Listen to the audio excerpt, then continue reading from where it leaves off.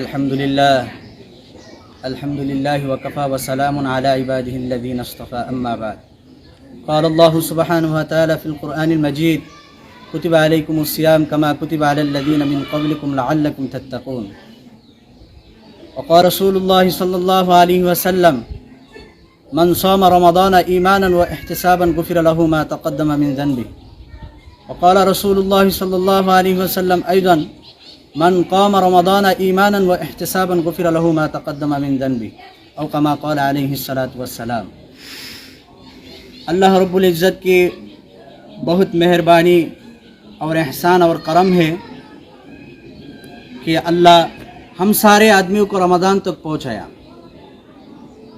رسول اکرم صلی اللہ علیہ وسلم اور صحابہ کرام، سلف صالحین، تابعین، تابع تابعین، سارے لوگوں رمضان کے 2 مہینے سے پہلے استقبال کیا رمضان کو، دعا مانگا اللہ کی طرف، اے میرے پروردگار اللہم بارک لنا فی رجب و شعبان وبلغنا رمضان، اے میرے پروردگار ہمارے سارے آدمیوں کو رمضان تک پہنچا دے۔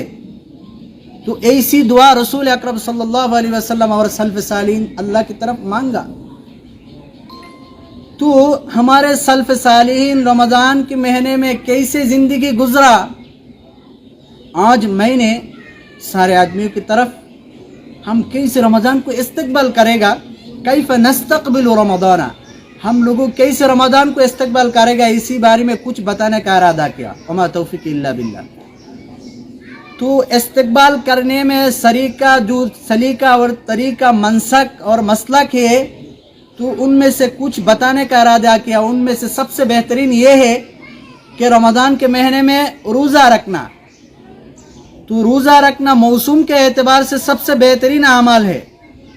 رسول حدیث میں صلاۃ کو بہترین عمل بتایا، روزہ کو بہترین عمل بتایا، دوسرے احادیث میں تلاوت القرآن کو بہترین عمل بتایا، جہاد کو بہترین عمل بتایا۔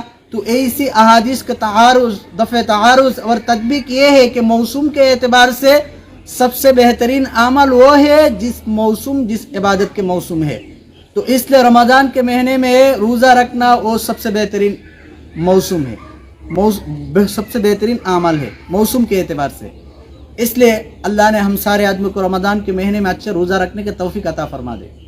تو رسول نے کہا من صام رمضان ایمانا و احتسابا غفر له ما تقدم من ذنبه، جو شخص رمضان کے مہینے میں بھی روزہ رکھا، اللہ نے اس آدمی کے سارے پچھلی زندگی کا سارے گناہ اللہ نے معاف کر دے گا۔ اور اللہ رب العزت نے کہا کتب علیکم الصیام کما کتب علی الذین من قبلکم لعلکم تتقون، اللہ نے ہم پر روزہ فرض کیا تقوی حاصل کرنے کے لیے۔ تو تقوی سب سے بہترین ایک عمل ہے۔ تقوی جس شخص کے دل کے اندر بھی ہے وہ جنتی بننے کا ایک علامت بھی یہ ہے۔ کہ اس لیے رمضان میں اللہ نے روزہ فرض کیا ہمارے تقوی کا تمرین کرنے کے لیے۔ اس لیے اللہ نے ہم سارے آدمیوں کو تقوی حاصل کرنے کا جو تمرین روزہ سے کرائے گا، ایسی تقوی اللہ نے ہم سارے آدمیوں کو حاصل کرنے کی توفیق دی۔